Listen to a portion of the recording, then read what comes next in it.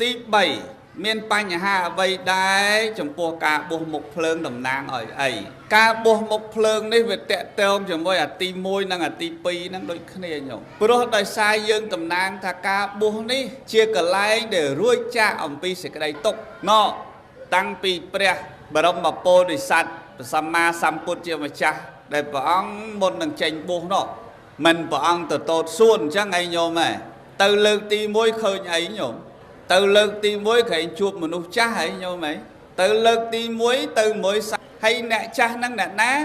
វិសកម្មទេវបុត្រអ្នកមកនិមិត្តធ្វើជាមនុស្សចាស់ព្រោះព្រះបាទសិរីសុទ្ធតនៈបានបញ្ជាឲ្យមនុស្សចាស់កុំនៅចិត្តវាំងឲ្យសោះព្រោះហោរាទាយតាំងនៅក្មេងថាព្រះរាជបុត្ររបស់ព្រះអង្គនឹងទៅបួសដោយសារតែឃើញហេតុ4យ៉ាងទី1មនុស្សចាស់ទី2មនុស្សឈឺទី3មនុស្សស្លាប់ហើយទី4អ្នកបួសបើឃើញ4យ៉ាងនេះគឺត្រូវទៅ